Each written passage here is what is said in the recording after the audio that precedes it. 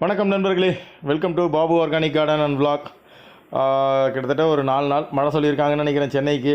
திடீர்னு எப்போ காற்றடிக்கும், எப்போ என்ன ஆகும்னு தெரியாது. வீடியோ எடிட் பண்ணிகிட்டு இருக்கும்போது சரியான மழை ஊற்றிக்கிட்டு இருக்கு. முடிஞ்ச அளவுக்கு இன்றைக்கி 12ஆம் தேதியிலேருந்து மழை சொல்லியிருக்காங்க. வாங்க மேலே கொஞ்சம் அறுவடையை ஸ்டார்ட் பண்ணுவோம். இன்றைக்கி கிட்டத்தட்ட ஒரு 2 முறம் அளவுக்கு நல்லா நிறைவாக வர அளவுக்கு நிறைய அறுவடைகள் இருக்குங்க. கொத்தவரங்காய் பாருங்கள், கிட்டத்தட்ட அது போயிடுச்சுங்க. ஒரு 10 அடி 12 அடி வரையிலும் போயிடுச்சு. இதுக்கப்புறம் எனக்கு பைப்பு கட்டுறதுக்கு இடம் இல்லை. நல்ல திரைச்சியாக இருக்குது எல்லா காயுமே.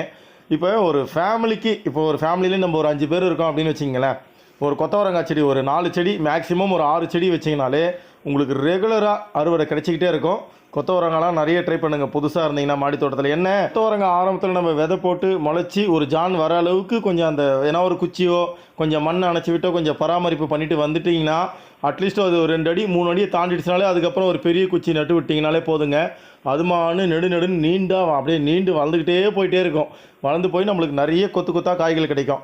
அதனால் புதியவர்கள் மாடி தோட்டம் தொடங்குறீங்க அப்படின்னா கொத்தவரங்காய் ஒரு 4-5 செடி வச்சு ட்ரை பண்ணுறது ரொம்ப பெஸ்ட்டுங்க. கொத்தவரங்காய்னு பார்த்தீங்கன்னா ஒரு சின்ன பேக் இருந்தாலே போகிறோம். ஒரு 12க்கு 12 பேக் தான் நான் வச்சுருக்கிறது. பாருங்கள், சைஸே 12க்கு 12 தான். அது எவ்வளோ நீட்டாக போயிருக்கு பாருங்கள். ஆனால் கொத்தவரங்காய் இலையெல்லாம் அடிக்கடிக்கு பின்னாடி பார்த்துட்டே இருங்க. கம்பளி பூச்சி இதில் தாங்க நிறைய வைக்கும். ஒரு மாதிரி கம்பளி பூச்சி மாதிரி வச்சு மற்ற நம்ம தோட்டத்துக்கு ஃபுல்லாக பரவறதுக்கு வாய்ப்பு இருக்குது. அதனால் எந்த ஒரு செடியாக இருந்தாலும் நம்ம இலைகளுக்கு பின்னாடி பார்க்குறது பிகினராக இருந்தீங்கன்னா கண்டிப்பாக இதை நீங்கள் செய்யணும். எனக்கு மோஸ்ட்லி நிறைய வர மெசேஜ், சார் பஞ்சகவியம் கொடுக்குறேன், அக்னி அஸ்திரம் கொடுக்குறேன், என்ன சார் பூச்சி கட்டுப்பட மாட்டுது, கொஞ்சம் கொஞ்சமாக கட்டுப்படுது, மறுபடியும் வருதுன்றாங்க. கண்டிப்பாக அப்படி தாங்க இருக்கும். நம்ம நேச்சுரல் ஃபார்மிங் பண்ணுறோம் அப்படின்னும் போது பூச்சியை கட்டுப்படுத்துறது நம்ம கையில் தான் இருக்குது. செடி கொடிகளை ரெகுலராக டெய்லி பாருங்கள். பார்த்தீங்கன்னா இலை பின்னாடி என்ன பாதிப்பு அடைஞ்சிருக்கு, என்ன பூச்சி இருக்குது, அதை நுனியிலேயே நம்ம கிள்ளி விட்டுட்டோம் அப்படின்னும் போது அந்த பூச்சி ஸ்ப்ரெட் ஆகிறத தடுக்கலாமே. அதனால் கொஞ்சம் கவனமாக செடி கொடிகளை பாருங்கள். அடுத்தது வெண்டைக்கான்னு பார்த்தீங்கன்னா அப்படின்னா மஞ்சள் கலர் வெண்டைக்காய் பார்த்துருக்கீங்களா? அது மஞ்சள் கலர் கிடையாது, எல்லோ மொசைக் வைரஸ் வந்ததுனால அது மஞ்சள் கலராகவே மாறி போயிடுச்சு வெண்டைக்காய். வெண்டைக்காய் இப்போ அறுவடை முடிஞ்சிச்சுங்க. இப்போ அடுத்த பேட்ச் நான் வெண்டைக்காய் ஆரம்பிக்கணும். அப்புறம் நிறைய பேருக்கு பேசிக்காகவே சில டவுட் இருக்கும். ஏன் சார் இவ்வளோ செலவு பண்ணி மாடி தோட்டம் தொடங்கணுமா? எதுக்கு இவ்வளோ செலவு பண்ணி நான் மாடி தோட்டம் தொடங்கி இந்த காய்கறிக்காக நான் இவ்வளோ மெனக்கெட்டுக்கிட்டு பூச்சி தாக்குதல் அது இதுன்றீங்க, உரங்குடன்றீங்க, இவ்வளோ ஏன் சார் மெனக்கெடணும் அப்படின்றவங்களுக்கு நான் சொல்லிக்கிற ஒரே ஒரு விஷயந்தான். நீங்கள் மாடி தோட்டம் அப்படின்னு ஆரம்பிக்கும் போது கண்டிப்பாக ஒரு சில பேர் செலவு செஞ்சு ஆரம்பிப்பாங்க, ஒரு சில பேர் லோ பட்ஜெட்டாக ஆரம்பிப்பாங்க. அது உங்களுடைய விருப்பம்.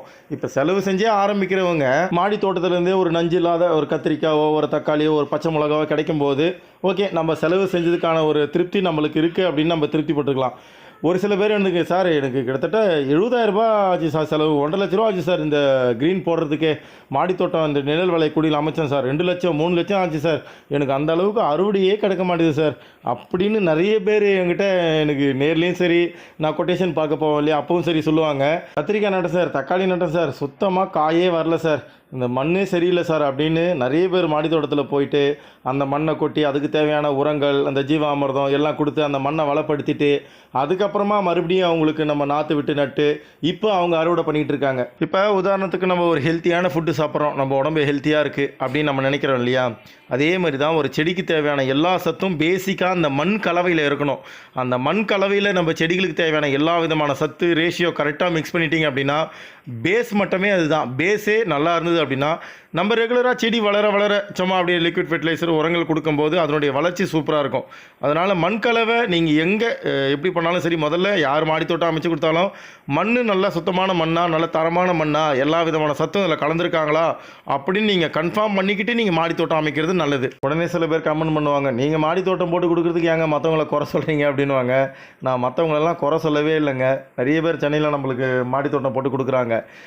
ஒரு சில பேர் என்ன தெரியுமா பண்ணிடுறாங்க, இப்போ நிறைய மாடி தோட்டம் கொட்டேஷன் பார்க்கும்போது அந்த மண் ரொம்ப இறுகத்தன்மை அதிகமாக இருக்கும்.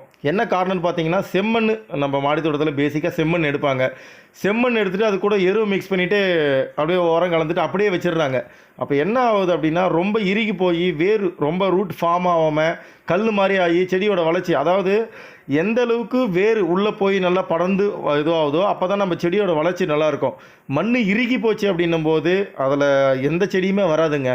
நிறைய பேர் மாடி தோட்டத்தில் அப்படி தான் மண் இறுகி போயிருந்த மண்ணை நான் போய் மாற்றி அதுக்கப்புறமா கொஞ்சம் உரங்கள் கொடுத்து இந்த கோகோபிட்டு ப்ராசஸ் பண்ண கோகோபிட்டு எல்லாம் கலந்து அவங்களுடைய மண் நல்லா பொலன்னு நல்லா வேர்லாம் நல்லா ஃபார்ம் ஆகிற அளவுக்கு மண்ணை மாற்றி கொடுத்துட்டதுக்கு அப்புறம் தான் நான் உங்களுக்கு இந்த செடி நடுங்க, இந்த செடி நடுங்க, இதெல்லாம் உங்களுக்கு சூப்பராக வரும் அப்படின்னு சொல்லி கொடுத்துட்டு நிறைய மாடி தோட்டம் இந்த மாதிரி பராமரித்து கொடுத்து இப்போ அவங்க அறுவடையெல்லாம் சூப்பராக எடுத்துக்கிட்டு இருக்காங்க. சுருக்கமாக சொல்லப்போனால் மாடி தோட்டத்தில் ரெண்டு விஷயந்தாங்க. ஒன்று செலவு செய்கிறவங்க, அதுக்கேற்ற அறுவடை எடுக்கிறவங்க, அப்புறமா செலவு செஞ்சு அறுவடை எடுக்காதவங்க. அதுக்கப்புறமா மாடி தோட்டத்தில்னு பார்த்தீங்க அப்படின்னா லோ பட்ஜெட், என்னாலலாம் ரொம்ப ஹை பட்ஜெட்டாக செலவு பண்ண முடியாதுங்க, ஆனால் லோ பட்ஜெட்டில் என்னால் செலவு பண்ண முடியும், என்னால் ஓரளவுக்கு அறுவடை எடுக்க முடியும் அப்படின்ற 2 கேட்டகரி இதில் மெயினாக இருக்காங்க. இதில் அதிகமாக இருக்கிறது இந்த லோ பட்ஜெட் தான். ஏன்னா ஒரு சில பேர் நான் மாடி தோட்டம் அமைச்சு கொடுத்து கொஞ்சம் பராமரிப்பு பண்ணி எல்லா வேலையும் நானே பண்ணி கொடுத்துருவேன். ஆனால் இந்த லோ பட்ஜெட்டில் இருக்கிறவங்க நம்மக்கிட்ட பொருளை வாங்கிப்பாங்க. வாங்கிட்டு அந்த பொருளை எப்படிங்க பயன்படுத்தணும், எந்தெந்த டைமில் கொடுக்கணும், செடிகளுக்கு என்ன சத்து தேவைப்படுது அப்படின்ட்டு நம்மக்கிட்ட பொருளை வாங்கி மாடி தோட்டம் சக்ஸஸ்ஃபுல்லாக பண்ணிக்கிட்டு இருக்கிறவங்களும் இருக்கிறாங்க. இதுதான் மிடில் கிளாஸாக லோவாக, இதுதான் மெயினாக நிறைய பேர் பண்ணுறது. ஏன்னா ஒரு சில பேர் தான் நல்லா செலவு பண்ண முடியும் சார், என்னால் மாடி தோட்டம் பண்ணி கொடுங்க சார் அப்படின்னு பண்ணி கொடுத்து நான் அறுவடையும் எடுத்து கொடுத்துக்கிட்டு இருக்கேன். சரிங்களா, ஏதோ பேச ஆரம்பிச்சிட்டேன். ஓகே ஃப்ரெண்ட்ஸ், இந்த அறுவடை எப்படி இருக்குன்னு சொல்லுங்கள். கிட்டத்தட்ட 2 முறம் அளவுக்கு நல்ல ஒரு நிறைவான அறுவடை எடுத்திருக்கேன். பார்க்குறதுக்கே அப்படியே கலர்ஃபுல்லாக இருக்குல்ல, பார்த்துக்கிட்டே இருக்கலாம் போல் இருக்குது. அதாவது மாடி தோட்டத்தை பொறுத்த வரைக்கும் நாங்களாம் இதுக்கு அடிமையான அதாவது இந்த ஒரு போதைன்னே சொல்லலாம். ஏன்னா மாடி தோட்டத்தில் ஒரு பசுமையான ஒரு அமைப்பு, இந்த காய்கறிகள், பூக்கள் இதெல்லாம் பார்க்கும்போது எங்களை நாங்களே மறந்துடுவோங்க. இது ஒரு போதைன்னே கூட சொல்லலாம். இது மாடி தோட்டம் வச்சுருக்கிறவங்களுக்கு மட்டும்தான் கண்டிப்பாக தெரியும். இந்த 2025 இப்போ 2024 முடிஞ்சு 2025 வரப்போகுது. இதிலேருந்து ஒரு சின்ன ஒரு குட்டி சபதம் ஒன்று எடுங்க. என்னால் என் வீட்டுக்கு தேவையான காய்கறிகளை ஓரளவுக்கு அறுவடை பண்ண முடியும் அப்படின்னு சொல்லிட்டு கொஞ்சம் பேகு, சும்மா ஒரு 10 பேக் வாங்கி ஒரு 3 பேக் கீரை, ஒரு 2 கத்திரி, ஒரு தக்காளி அப்படின்னு சும்மா ஒரு வெண்டைக்காய் அப்படின்னு ஒரு 10 பேக் ஆரம்பிங்களேன். கண்டிப்பாக சொல்கிறேன், இந்த போதைக்கு நீங்களும் அடிமையாகிடுவீங்க. உங்களாலையும் முடியும் தான் நான் எப்பவுமே சொல்கிறது. முயற்சியை என்றைக்குமே கைவிடாதீங்க. ஒரு 10 பேக் எடுத்து ஆரம்பிங்க. இந்த 2025 நீங்கள் சக்ஸஸ்ஃபுல்லாக மாடி தோட்டத்தில் அறுவடை எடுக்க முடியும். இப்போ புதுசாக ஃப்ரெஷ்ஷுங்க, எனக்கு எதுவுமே தெரியாது மாடி தோட்டத்தை பற்றி, மண் எப்படி பண்ணுறதுன்னு தெரியாது, என்ன பண்ணுறது அப்படின்னு தெரியாதுன்னா நிறைய வீடியோஸ் போட்டிருக்கேங்க. கொஞ்சம் டைம் எடுத்து உங்களுக்கு டைம் கிடைக்கும் போதெல்லாம் ஆரம்ப வீடியோவிலேருந்து சரி, நடுவில் சரி, எப்படி நம்ம மாடி தோட்டத்தை செலவை குறைக்கலாம், எப்படிலாம் பண்ணலாம், எப்படி பண்ணால் நம்மளுக்கு அறுவடை எடுக்க முடியும், பூச்சி தாக்கத்துனா என்ன, மாடி தோட்டம்னா என்ன, ஒரு புதியவர்களுக்கு வரவங்களுக்கு எல்லாத்துக்கும் டிப்ஸு நான் வீடியோ போட்டிருக்கேன். அதனால் உங்களுக்கு டைம் கிடைக்கும் போது என் வீடியோ பாருங்கள். இந்த வீடியோ போட்ட கருத்துக்களை கீழே கமெண்ட்டில் சொல்லுங்கள். செழிக்கட்டும் இயற்கை விவசாயம் மொட்டை மாடியிலும். நன்றி.